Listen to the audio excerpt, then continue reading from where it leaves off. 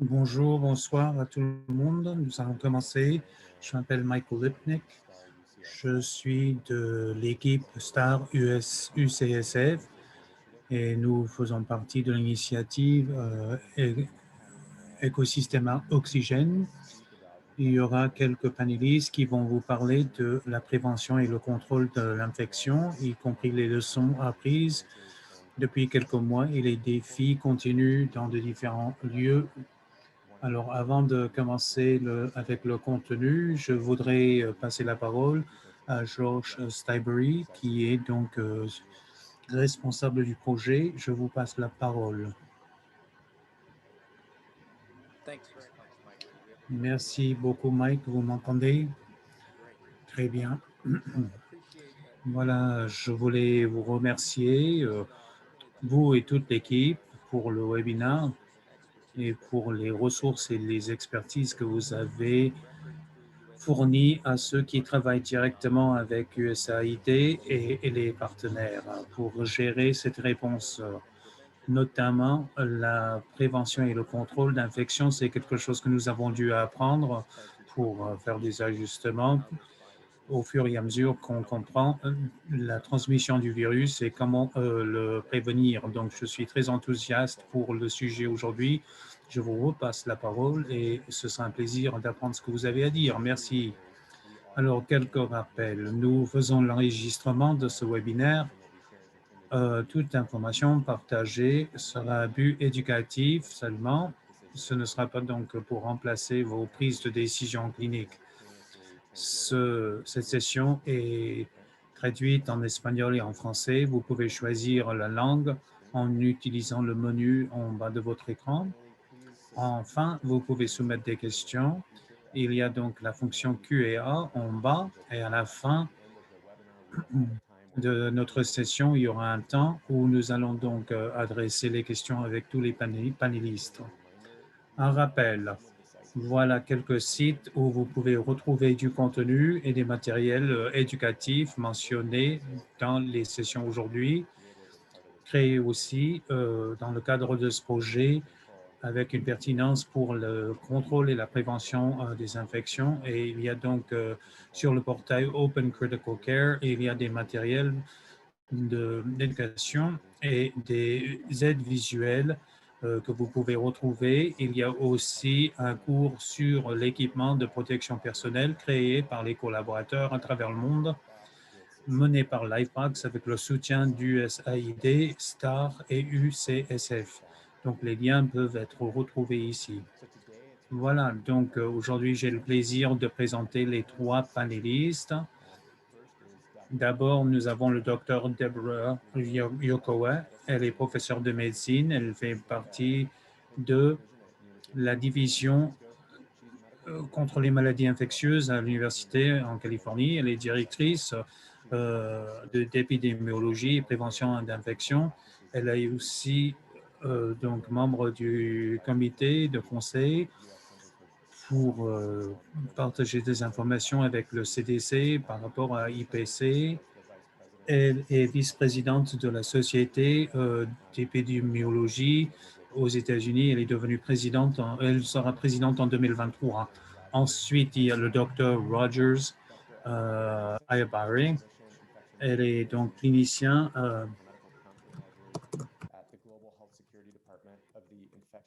voilà, donc il travaille à Makerere. Comme par là, le docteur Ayabare a de multiples années d'expérience dans l'IPC avancé et la formation de capacité pour les recherches cliniques. Il fait partie du ministère de la Santé pour soutenir, alors donc, pour les pathogènes émergents, Ebola, etc. Donc, enfin, il y a le docteur Shaven Jacob. Le docteur Jacob est un médecin pour les maladies infectieuses. C'est un professeur clinique à Liverpool, l'école de médecine tropicale, depuis 15 ans. Il fait des recherches pour améliorer la gestion et les résultats des patients hospitalisés pour des infections mortelles avec une intention particulière sur sepsis. Il fait partie de la collaboration sur sepsis en Afrique, consultant pour OMS pour l'amélioration de la gestion de sepsis et les fièvres hémorragiques virales dans des lieux de maladies émergentes. Il est donc chef de l'équipe du département de sécurité et de santé globale et l'Institut de maladies infectieuses, notamment pour COVID-19. Sans plus tarder, nous allons passer la parole maintenant au Dr Yokoa pour la première intervention.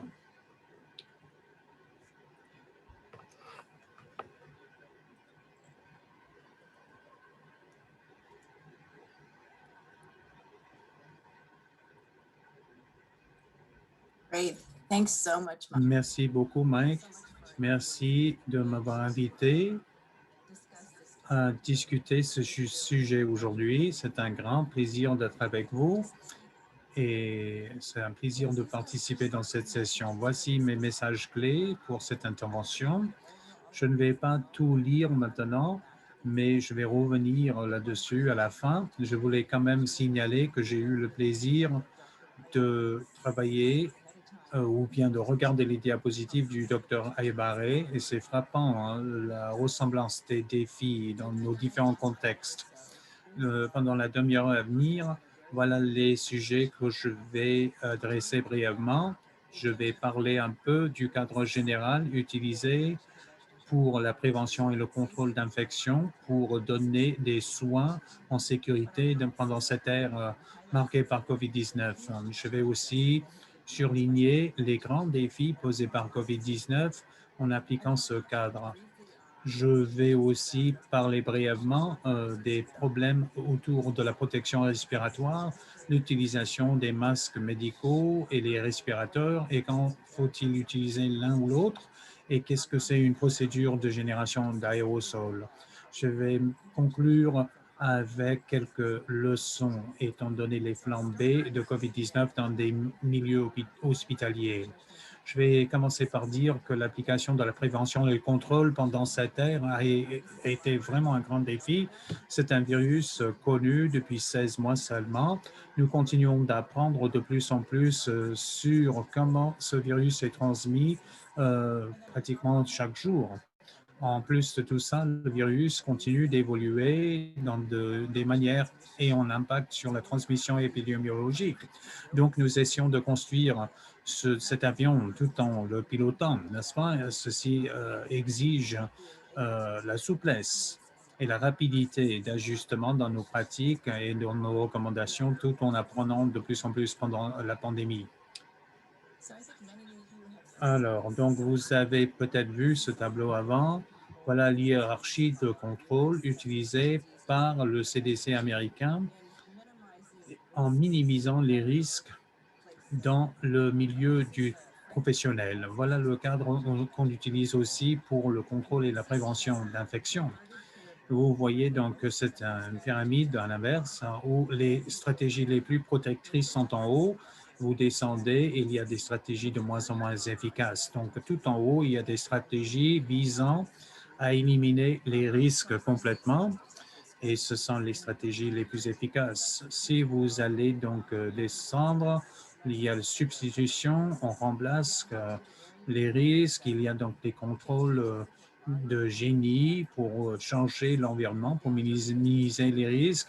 Il y a les contrôles administratifs qui changent la façon dont les gens travaillent, le comportement des gens pour minimiser le risque.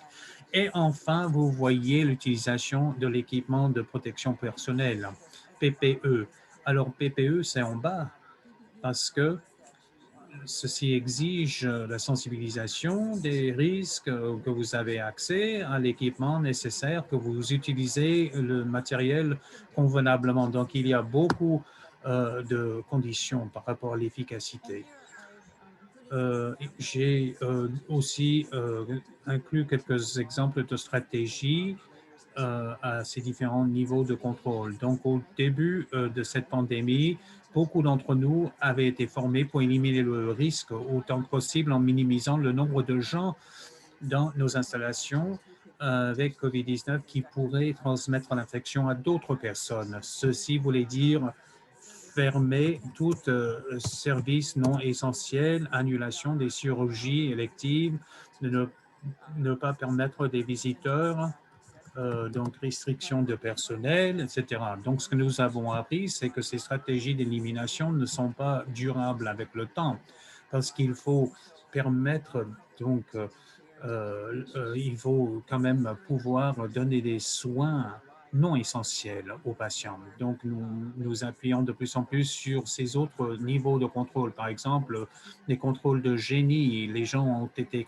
très créateurs pour déterminer les moyens pour plus d'espacement, donc des partitions physiques, dans des foyers, on assoit les gens différemment, on essaie d'optimiser la ventilation autant que possible. Alors, il y a beaucoup d'exemples de contrôle administratif mettant l'accent sur les pratiques de base, laver les mains, évaluation de tout le monde qui se présente pour savoir s'il y a des symptômes, encourager les gens de s'absenter s'ils sont malades. Alors donc, euh, euh, étaler les pauses pour encourager donc plus de distance entre les gens. Et en plus, donc, il y a l'utilisation de PPE. Je vais en parler encore dans quelques minutes. Voilà la façon dont on aborde la prévention et le contrôle d'infections dans le milieu sanitaire.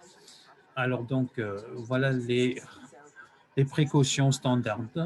Euh, donc, il y a des précautions normales pour tout rencontre avec des patients, malgré leurs conditions. Et il y a encore quelques précautions basées sur la transmission pour les infections qui vont dépasser les précautions normales pour empêcher le répandement de la maladie. Les précautions normales sont de plus en plus importantes pendant cette ère de COVID-19 parce qu'on présume que tous les patients peuvent être infectieux. Ceci est bien le cas pour COVID-19 et ces pratiques de base doivent être respectées pour toutes les rencontres avec les patients. Les pratiques dont laver les mains donc avant et après tout contact, l'utilisation d'équipements de protection convenables donc avec les activités que vous allez faire. J'ai parlé aussi des précautions basées sur la transmission. Il y a trois catégories traditionnellement. Il y a donc les précautions pour le contact, pour les infections qui sont répandues par le contact direct ou bien de l'environnement contaminé du patient. Il y a deux catégories aussi. Donc, il y a la voie respiratoire. Donc, il y a les précautions gouttelettes pour les infections qui sont propagées par les gouttelettes larges qui ne vont pas se déplacer loin, comme la grippe ou coqueluche. Et on oblige les membres du personnel de porter des masques médicaux quand on soigne ces patients. Et l'autre, c'est les infections qui passent par la voie aérienne.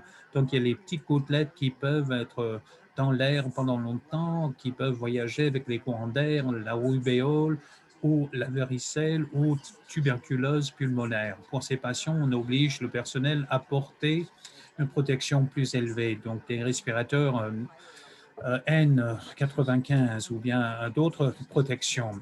On essaie de mettre ces patients dans des espaces avec une ventilation spéciale. Un défi particulier posé par COVID-19, c'est que ce n'est pas une distinction aussi claire entre gouttelettes et infections qui passent par l'air. C'est peut-être une gamme, ce n'est pas une dichotomie claire. Je vais revenir sur ce concept encore quand je parle de la protection respiratoire.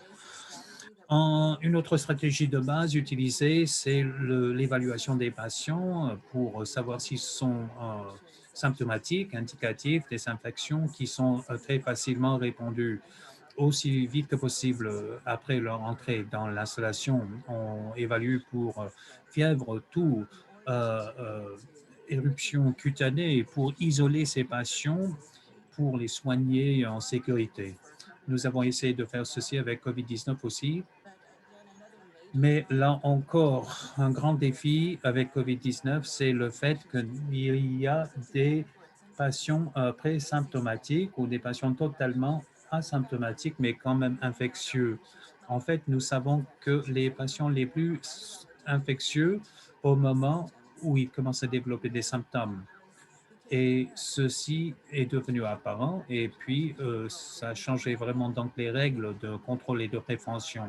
On ne pouvait pas s'appuyer sur l'évaluation symptomatique et le triage pour identifier et isoler les patients infectieux.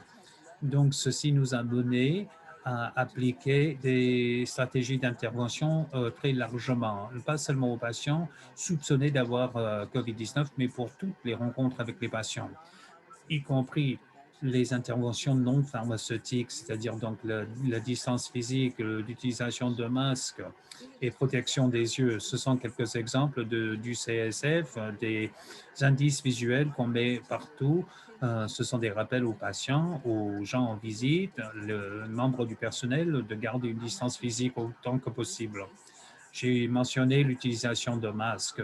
Les masques universels sont adoptés par la plupart des installations sanitaires et il y a donc un double objectif. Donc, on contrôle la source pour empêcher la personne portant le masque à transmettre donc l'infection à d'autres personnes. C'est aussi une protection pour la personne qui porte le masque contre l'infection.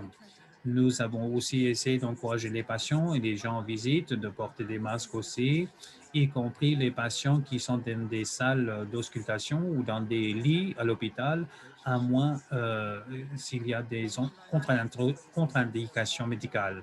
Beaucoup d'installations ont aussi ajouté la protection des yeux pour toutes les rencontres avec les patients comme niveau supplémentaire de protection. Je voulais aussi mentionner qu'il y a eu beaucoup de défis en ce qui concerne l'accès aux tests diagnostiques pendant la pandémie, mais beaucoup de nos installations sanitaires, au moins aux États-Unis, ont adopté des stratégies de tests diagnostiques très agressives. On teste pas seulement les patients avec les symptômes, mais on teste aussi les individus non symptomatiques dans des situations haut risque où il y a un grand risque de transmission aux autres.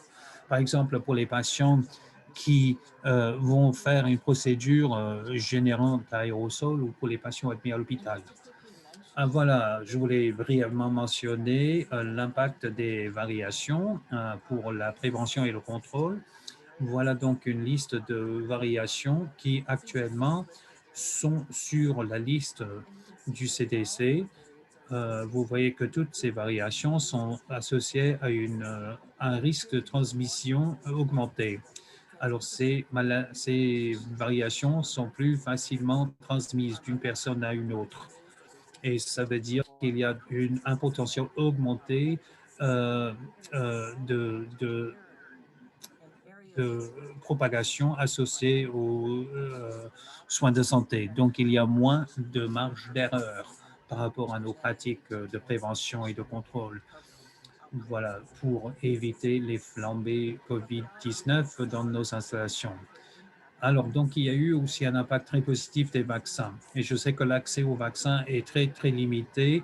Ça varie beaucoup selon là où on se trouve dans le monde.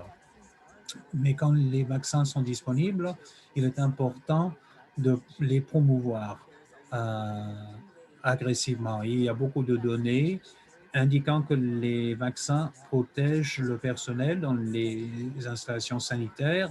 Un exemple d'une étude menée par CDC, on a regardé 4000 membres du personnel, alors les fournisseurs de services d'urgence, les travailleurs essentiels, ils ont été testés chaque semaine pour le virus et ils ont conclu que les participants complètement vaccins avaient 10% moins de probabilité d'être infectés. Voilà, donc ces vaccins sont très efficaces.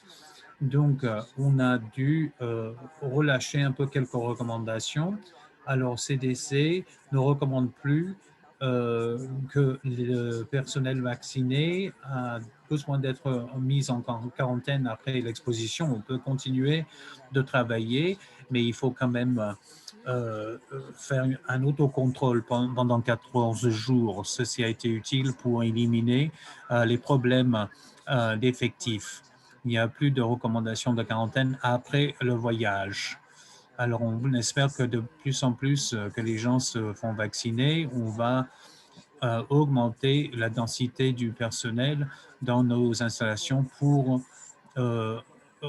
revenir donc à la possibilité de livrer tous les soins, mais aussi former les autres fournisseurs.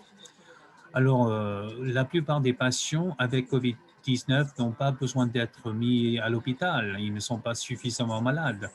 Le site de CDC euh, présente des lignes directrices très pratiques. Alors, comment soigner quelqu'un qui est malade à la maison? La plupart des recommandations sont très euh, logiques, n'est-ce pas? On essaie de séparer la personne malade autant que possible, idéalement dans une salle séparée. On sait qu'il y a beaucoup de circonstances où ce n'est pas possible.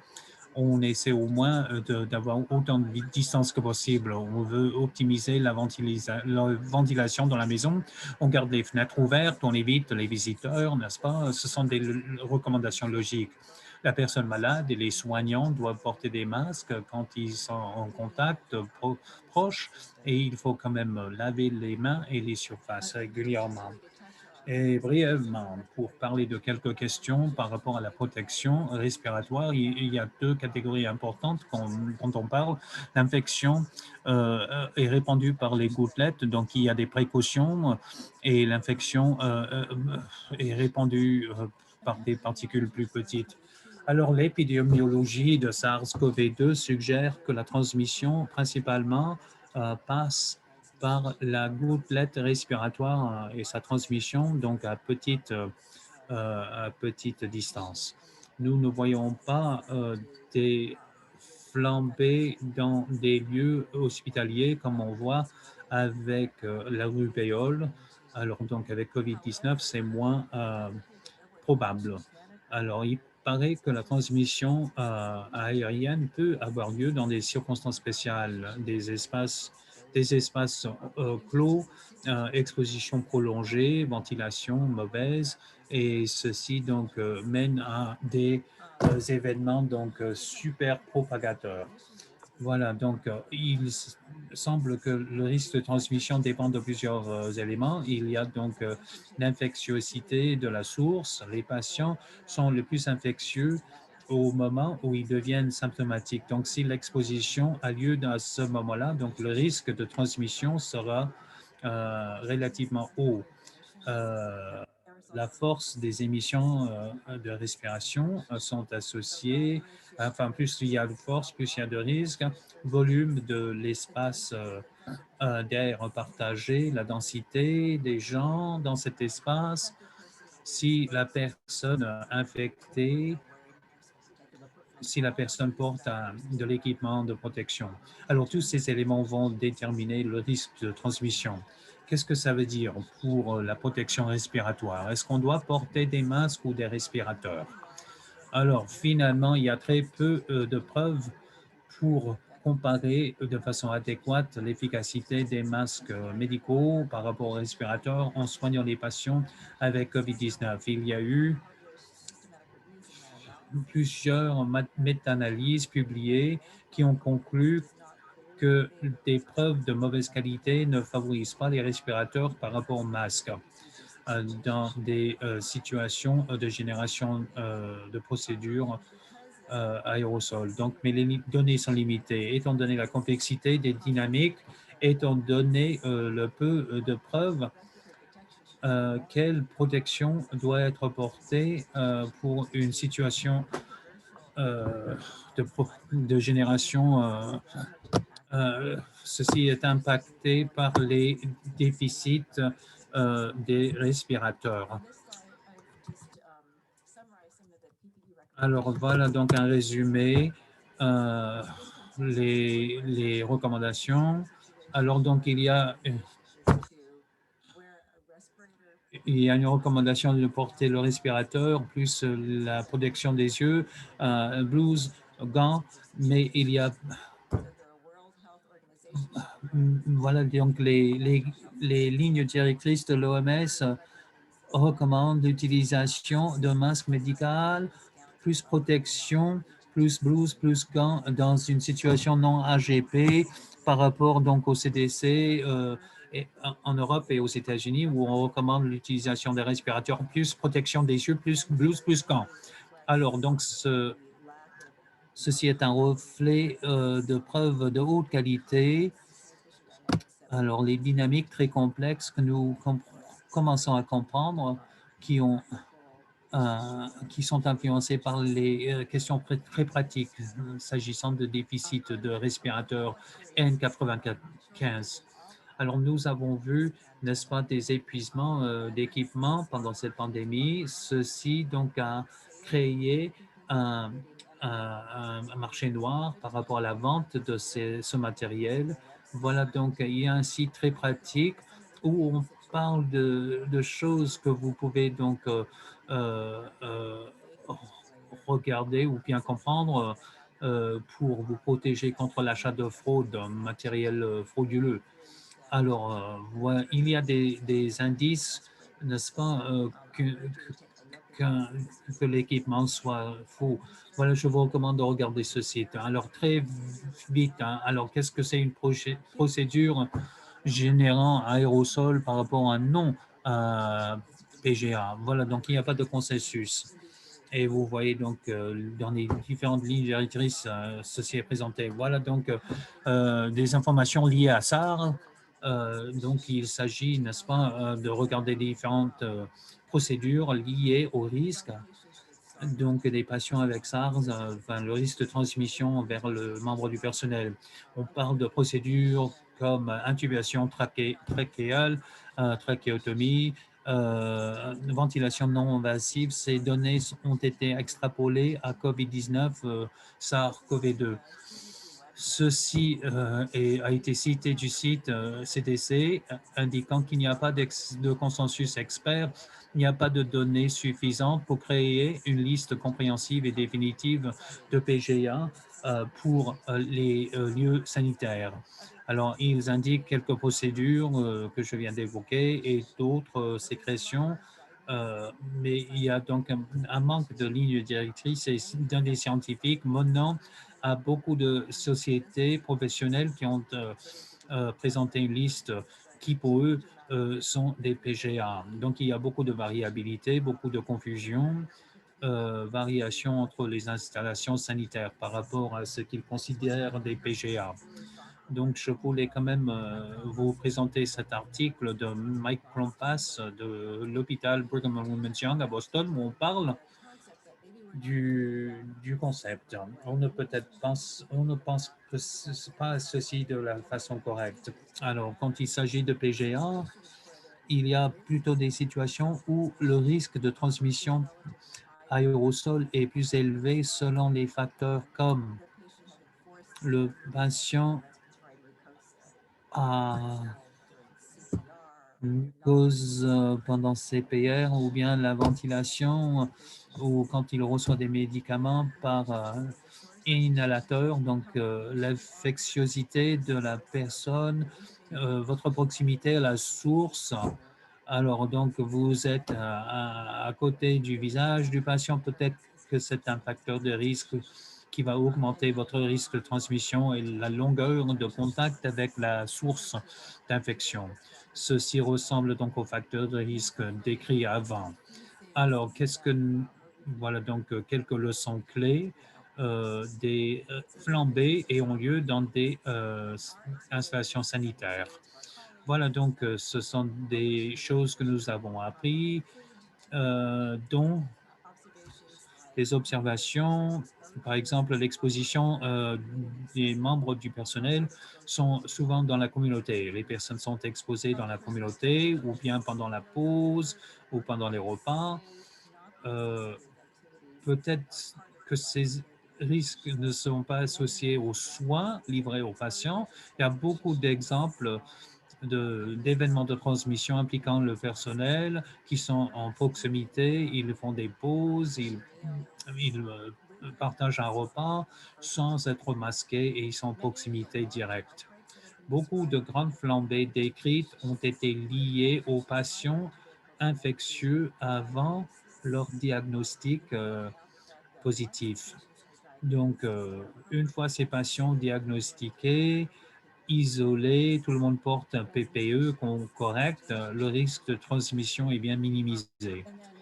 Et les risques impliquant donc Le port de masques et équipements ne sont pas toujours respectés. Voilà une description d'une grande flambée de Brigham Women's Hospital à Boston. Il y avait 14 patients, 38 membres du personnel. Euh, voilà, donc on a vérifié, l'infection était liée. Alors, le cas index à un patient avec une maladie pulmonaire chronique admis pour une procédure élective. Cette personne a été positive PCR lors de l'admission. Au cours de l'hospitalisation, les symptômes se sont aggravés, traités avec des médicaments par inhalateur, oxygène au début, et puis, cette personne a été retestée au 11e jour d'hospitalisation et le patient a été positif. À ce moment-là, donc, il y avait 3 autres personnes infectées qui ont infecté d'autres personnes. Plusieurs membres du personnel avaient été infectés, qui ont infecté leurs collègues, et finalement, la flambée a été bien large. Quelques facteurs de risque identifiés pour l'infection de personnel. Comprenez donc être présent lorsque le patient infecté recevait des médicaments par un inhalateur, soigner les patients avec SOP, interaction avec d'autres membres du personnel positifs, passer plus de temps et à exposer aux patients infectés sans porter de protection pour les yeux. Étant donné ces observations, voici les réponses potentielles proposées. Si vous avez accès aux tests diagnostiques, il faut répéter les tests pour certains patients. En plus de tester les patients sur admission, il faut répéter au jour 3 ou au jour 4 parce que quelques patients peuvent être infectés lors de l'admission très tôt pour être détectés à ce moment-là. Donc, et après, donc, on a plus de virémie et on devient infection plus tard pendant l'hospitalisation. On doit considérer de répéter les tests des patients qui font des PGA continus, fréquents. Il faut tester les patients qui sont dans des salles partagées. Et il faut que les membres du personnel portent des N95, même si on est en contact avec les patients non soupçonnés. Et il faut que les PGA soient faites dans les salles privées avec les portes closes. Je vais m'arrêter ici, mais voilà donc le sommaire ou le résumé. Voilà, c'est un tableau du journal New York Times. Ceci indique le nombre de nouveaux cas par jour globalement et malheureusement, vous voyez que la tendance est toujours à la hausse, n'est-ce pas? Donc, on est loin de quitter l'auberge, si vous voulez. Donc, il faut continuer de mettre l'accent sur la protection du personnel et des patients contre les infections acquises dans la station sanitaire. Il faut continuer les pratiques de prévention. Il faut faire attention donc à la fatigue parce que tout le monde est épuisé, mais il est important d'encourager les gens de ne pas relâcher les pratiques de prévention. Il faut promouvoir la vaccination si vous avez accès. Il faut continuer d'évaluer la nouvelle science, les meilleures pratiques acquises selon nos expériences et les expériences des autres. Il faut continuer d'être rapide à faire des ajustements pour répondre aux nouveaux savoirs par rapport aux flambées, variations, etc. Donc, il faut aussi être au courant du fait que COVID-19 va mener à des ajustements de pratiques et de comportements le plus long terme. Je vais m'arrêter et je vais répondre aux questions à la fin. Dr. Yokoa, merci beaucoup pour cette présentation. Comme le Dr. Ayabare va commencer à partager son écran, je vais rappeler à tout le monde d'utiliser la fonction Q&A pour soumettre vos questions. Et nous allons donc adresser vos questions dans 15 minutes à peu près. Donc à vous, monsieur le Dr. Ayabare. Merci beaucoup, Mike. Merci, Déborah, pour cette introduction très élaborée. Je pense que ceci va faciliter mon travail. Alors, aujourd'hui, je vais partager des informations sur le parcours en Ouganda avec IPC pendant cette pandémie.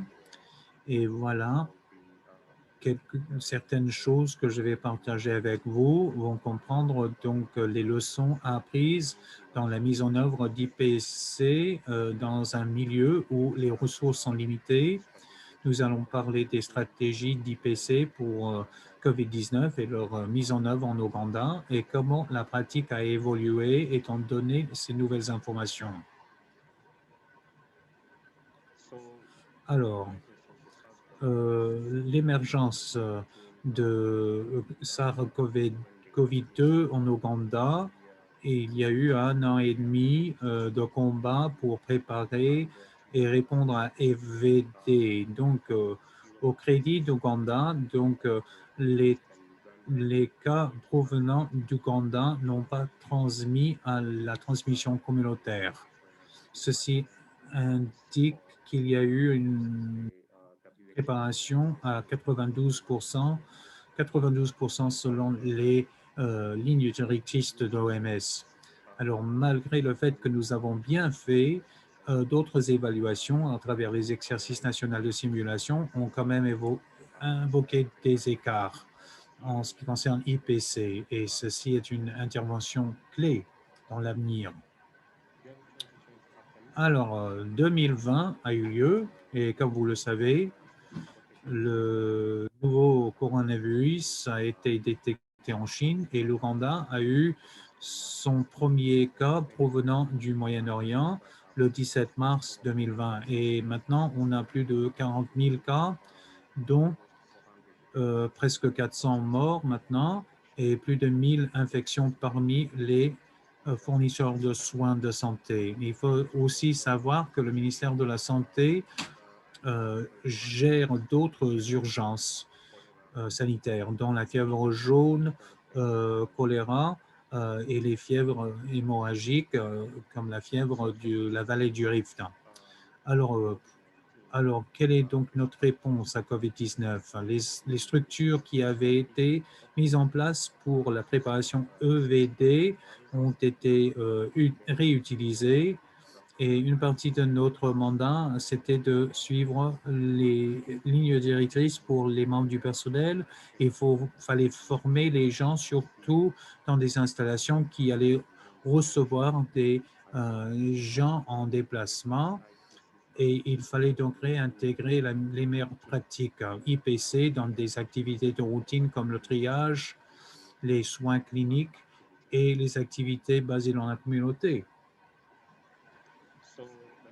Alors, donc le ministère de la Santé a adopté la stratégie de l'OMS pour IPC, publiée janvier 2020.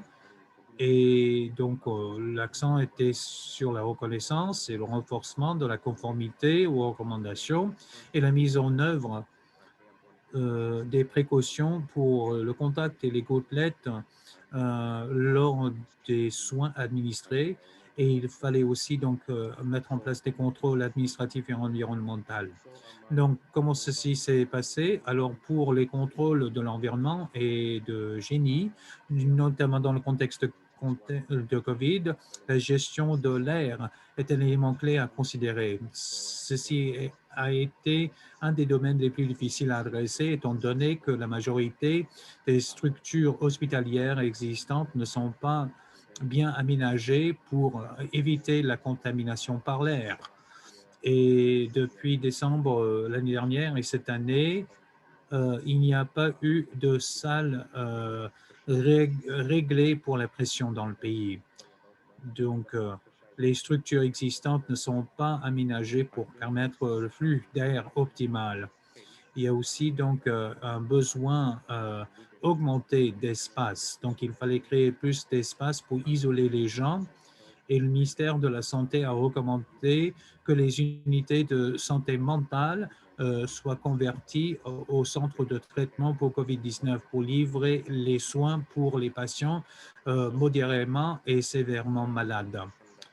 Donc, la seule option correcte pour ce milieu, c'était la ventilation naturelle et la séparation dans la distance pour minimiser les risques. Ceci a eu une implication pour la capacité des lits.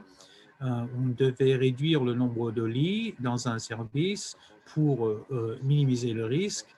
Et ceci a mis l'accent sur l'importance de l'évaluation améliorée pour minimiser de mélanger les patients atteints de COVID-19 avec les patients non atteints de COVID-19. Alors, pour les contrôles administratifs, voilà notre approche. On a regardé les opérations de personnel et leurs changements et aussi donc le bien-être des patients. Les activités des patients dans les hôpitaux devaient changer et le ministère a proposé des recommandations, mais avant, c'était donc la discrétion des installations pour savoir comment adopter ces principes de base. Donc, voilà, donc il y avait quelques déplacements de personnel, on avait moins de membres de personnel pour minimiser la consommation de PPE pour chaque service. Et plus tôt dans la pandémie, quelques hôpitaux ont indiqué que certains membres du personnel vivaient dans l'hôpital pendant 2 semaines à la fois. Alors, on était testés avant de repartir dans la communauté, mais il y a eu des limites de ressources. Et après, donc, on a dû donner du transport aux membres du personnel, surtout lors des confinements, quand il n'y avait plus de transport public. Le ministère de la Santé a aussi approuvé des allocations aux membres du personnel qui travaillaient dans des unités traitant les patients de COVID. Donc, pour refléter le fait qu'on avait moins de membres de personnel pour soutenir ces interventions. Pour le bien-être des patients, le plus grand défi, c'était que culturellement, en Ouganda, les patients normalement viennent avec un parent ou bien un proche et ceci aide à soigner la personne, n'est-ce pas? Son rôle, c'est donc satisfaire tous les autres besoins alimentaires, les besoins personnels, les médicaments qui ne sont pas peut-être disponibles dans le milieu de l'hôpital. Puisqu'on voulait minimiser le risque pour ces personnes, ils ne pouvaient pas venir dans des installations d'isolement. Donc l'hôpital a dû mobiliser les besoins, les ressources pour satisfaire les différents besoins de tous les patients. En plus, puisque la plupart des patients, tôt dans la pandémie, avaient été transportés des frontières, c'était des gens qui faisaient du commerce ou bien des gens travaillant dans le secteur du transport. Certaines personnes venaient avec leurs biens dans le service d'isolement et il fallait trouver des moyens nouveaux pour gérer et sécuriser leurs biens pendant la durée de leur isolement. Alors, donc, à droite, vous voyez donc l'identification précoce. Il y a eu donc les algorithmes de détection qui avaient été adoptés selon les informations venant de Chine. Et l'objectif, c'était avoir un algorithme simple à mettre en œuvre par un non-clinicien. Un élément clé constaté, c'était les voyages et les symptômes, et la transmission communautaire a été bien établie après. Alors, les critères de voyage ont été écartés et on a mis notre accent sur l'expansion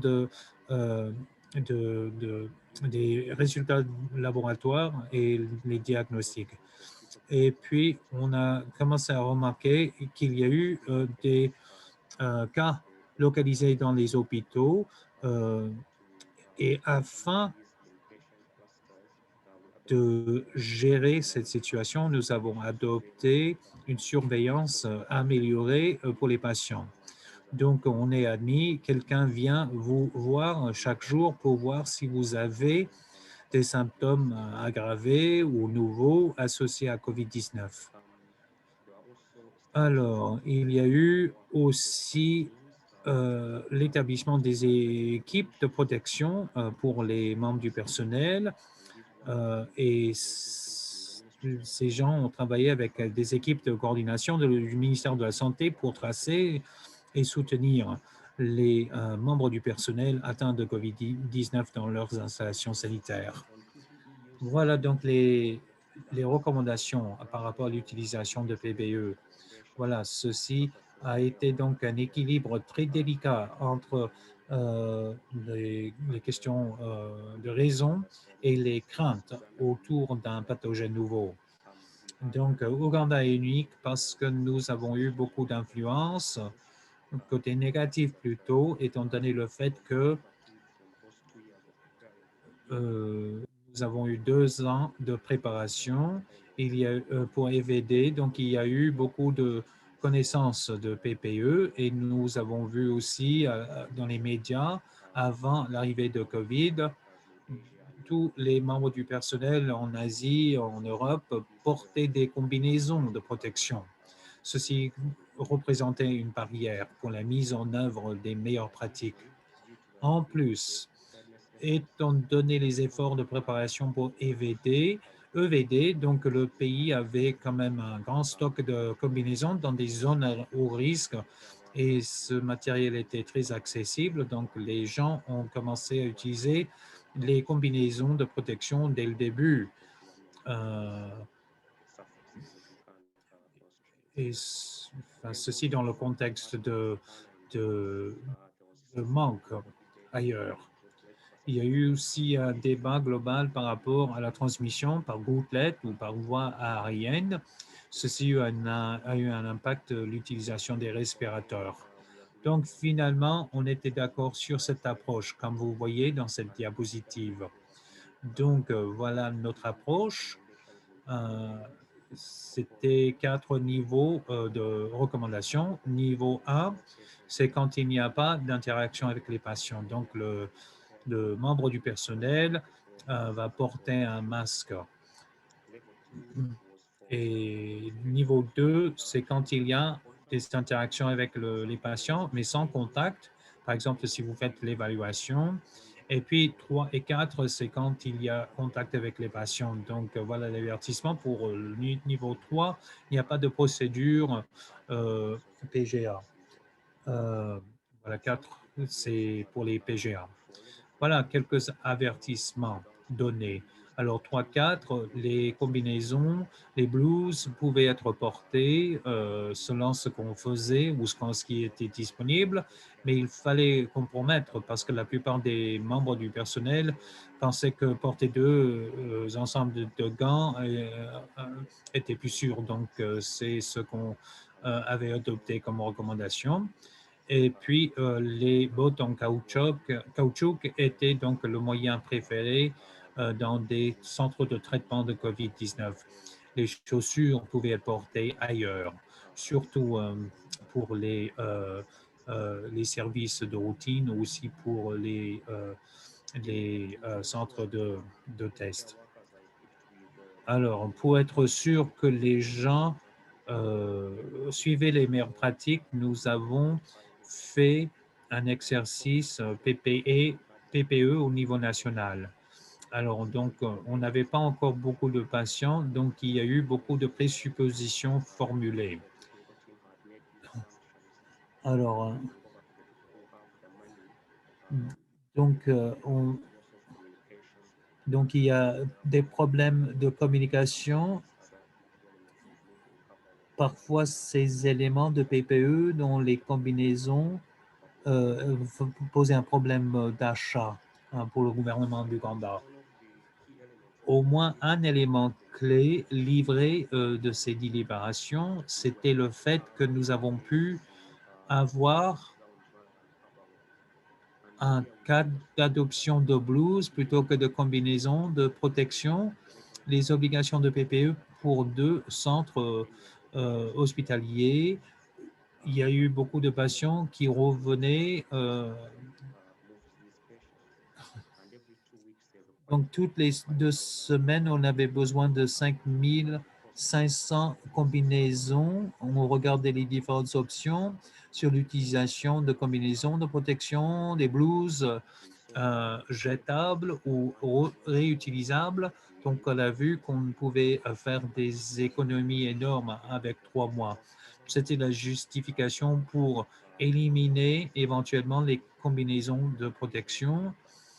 Et voilà, nous avons eu aussi quelques autres retours des membres du personnel utilisant ces blouses.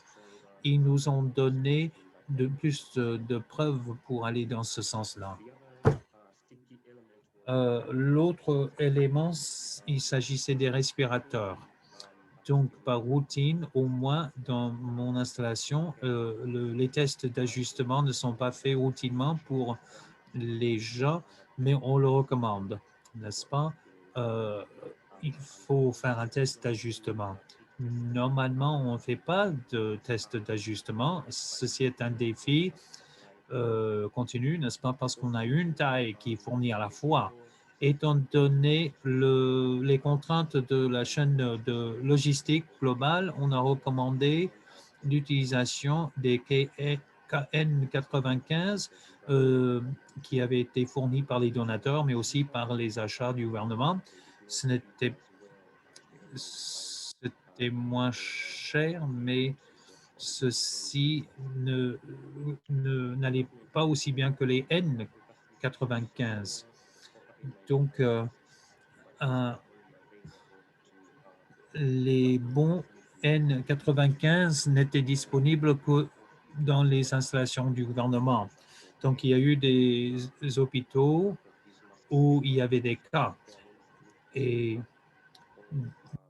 donc, il y a eu des frais plus élevés ou bien des expositions plus élevées parce qu'il n'y avait pas le PPE idéal.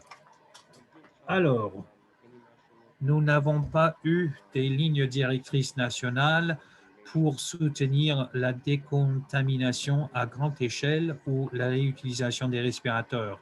Ceci est dû en partie au fait que nous avons eu une flambée de cas en 2020. Nous n'avons pas eu un épuisement de respirateurs pour, pour que la décontamination soit une option, puisqu'on avait les cas N95 en quantité adéquate. Mais pour adresser les écarts, étant donné les épuisements dans quelques lieux, les comités IPC ont adopté certaines mesures selon leur contexte. La réutilisation des respirateurs, on pouvait l'utiliser 3 à 7 jours dans un conteneur plastique refroidi pour que ce soit sûr quand ce n'est pas utilisé. Mais ceci n'a jamais été adopté nationalement dans les différents hôpitaux. Voilà, donc pour prolonger la vie des respirateurs. Aussi, inclure monitorage.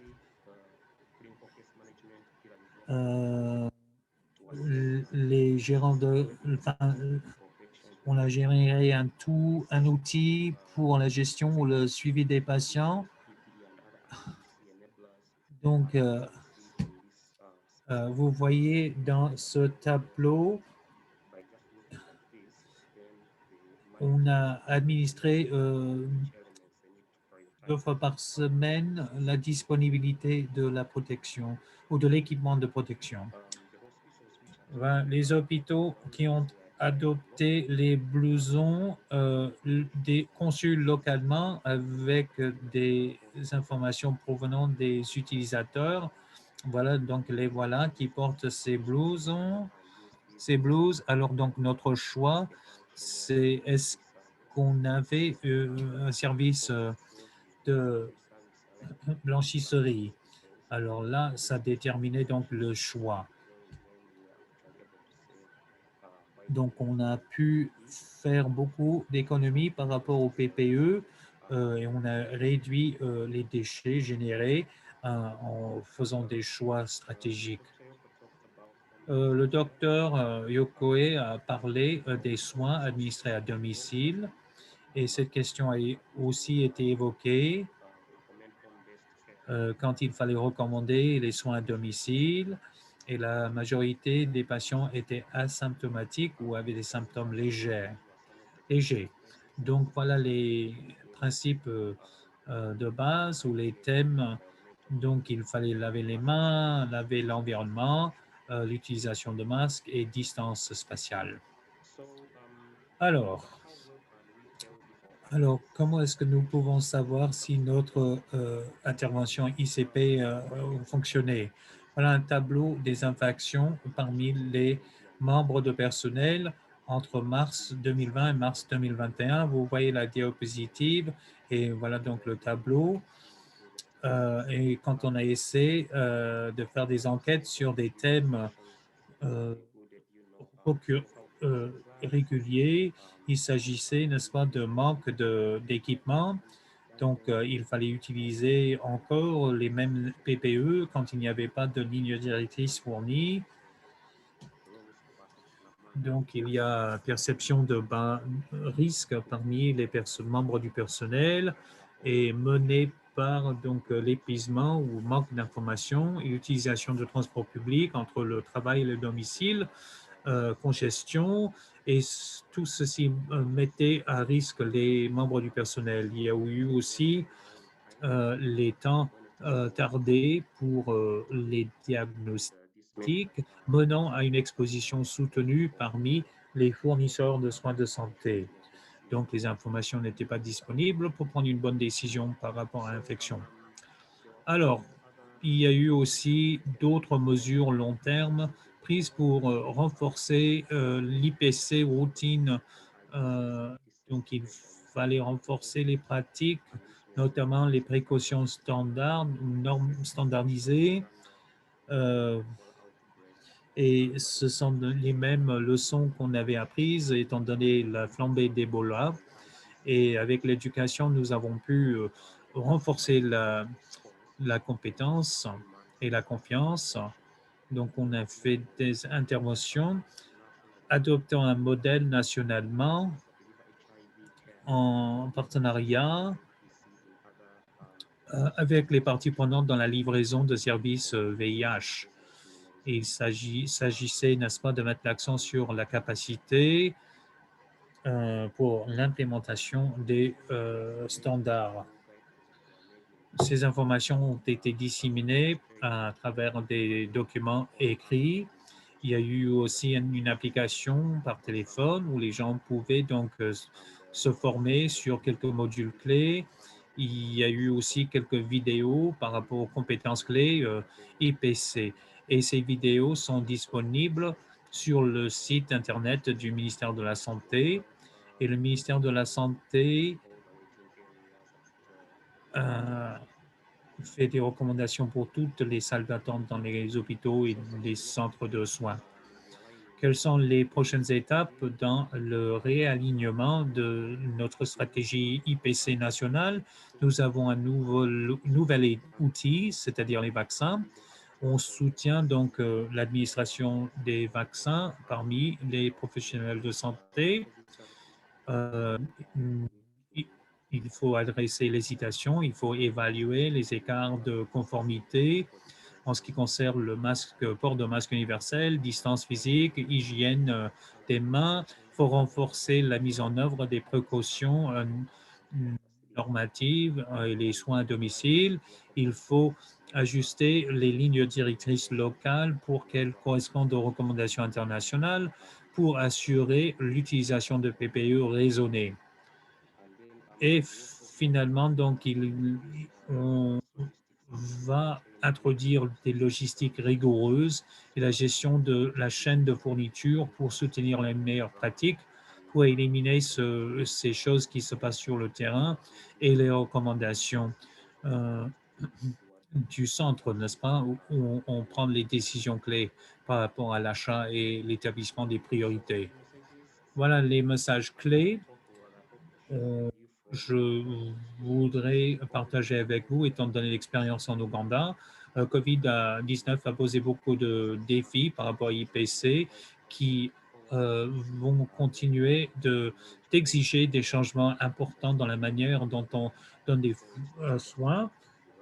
Il faut aussi comprendre le contexte local et il faut avoir du savoir en développant les lignes directrices. Il est aussi important que les structures IPC soient construites pour la postérité plutôt que d'utiliser IPC comme outil particulier dans votre boîte à outils pour une flambée particulière. IPC doit être la culture ordinaire et pas une nouvelle innovation pour adresser chaque maladie. J'aimerais reconnaître et me remercier le ministère de la Santé en Ouganda, les centres de contrôle et prévention des maladies et Resolve to Save Lives et d'autres organisations partenaires avec qui on travaille pour que la recommandation IPC soit réalisée dans les centres de santé. Merci beaucoup, le docteur Ayubari, et merci aussi, le docteur Yokoe. Alors, on arrive à la fin. Je pense que la plupart des questions ont été adressées par les intervenants. S'il y a d'autres questions, s'il vous plaît, allez-y, soumettez-les et nous allons donc adresser ces questions. Sinon, nous allons donc nous préparer à conclure. On attend une petite minute pour recevoir ces questions. Pour ceux qui souhaitent soumettre des questions après, allez sur le portail opencriticalcare.org. Il y a donc une fonction à travers ce site et nous allons passer ces questions aux panélistes. Merci, le docteur Yokoe, le docteur Ayabari, le docteur Jacob. Merci à USAID, STAR, Public Health Institute pour leur soutien. Et ceci dit, nous allons donc conclure. J'espère que vous allez passer une très bonne journée. Merci encore et bonne journée. Merci, au revoir.